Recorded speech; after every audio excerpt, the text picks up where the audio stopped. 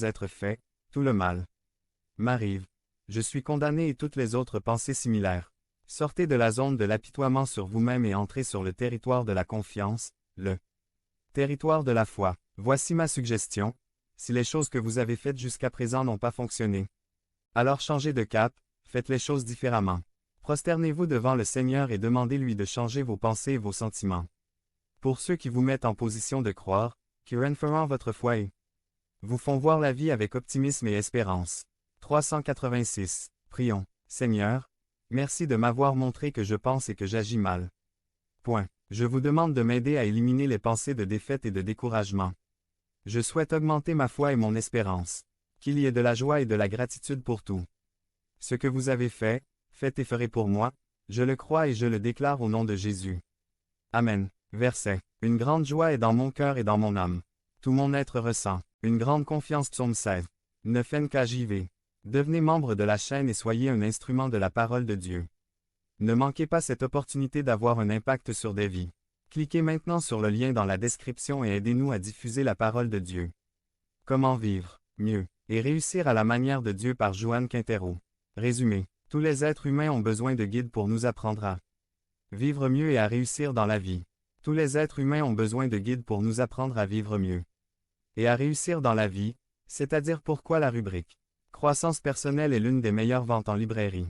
Curieusement, le meilleur livre pour cette croissance ne se trouve pas dans cette section, il s'appelle la Bible, et on le trouve dans la section livres religieux ou religion. Dans mon cas particulier, au début, je pensais que c'était la bonne section, mais dans mon chemin de foi, j'ai réalisé que c'était une erreur. Dans mon cas, la Bible est mon manuel de vie pour un usage quotidien. Il contient des éléments historiques, des histoires d'amour, des conseils, des expériences, des exemples, des comparaisons, des vers, de la poésie et bien plus encore. Mais le plus important est que Dieu se révèle comme un Dieu personnel, qui désire établir une relation directe et unique avec chacun de nous. Une relation qui s'établit et commence en une seule personne. Jésus-Christ. Esta relación se construit día a día, al conocer su palabra, al orar, al participar. De los servicios, así Dios se va revelando en nosotros y nos va transformando. Porque la palabra actúa en cada creyente, esa es la evidencia personal que daremos como testimonio de vie.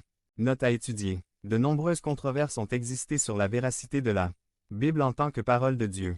Les défenseurs comme les détracteurs ont tenté de justifier leurs propres raisons à cet égard et ont présenté des documents et même des preuves pour étayer leur position. Je sais que si vous suivez ce message et peut-être vous êtes-vous aussi posé cette question. La Bible sera-t-elle la parole de Dieu? L'apôtre Paul dans le verset du jour nous dit que la parole agit en vous, les croyants, en d'autres termes, qu'il doit y avoir des preuves personnelles. 387. Expériences particulières qui produisent des changements chez la personne lors de la lecture et de la connaissance de la parole de Dieu. Verset. Nous ne cessons donc de rendre grâce à Dieu, car lorsque vous avez entendu la parole de Dieu que nous vous avons prêchée, vous l'avez acceptée non comme une parole humaine, mais comme ce qu'elle est réellement, la parole de Dieu, qui agit dans vous. Les croyants. 1 Thessaloniciens 2, 13 NIV. Devenez membre de la chaîne et soyez un instrument de la parole de Dieu. Ne manquez pas cette opportunité d'avoir un impact sur des vies. Cliquez maintenant sur le lien dans la description et aidez-nous à diffuser la parole de Dieu. L'humilité ouvre les portes par Joanne Quintero. Résumé. La parole de Dieu a des réponses pour tous les aspects de nos vies. C'est aussi un livre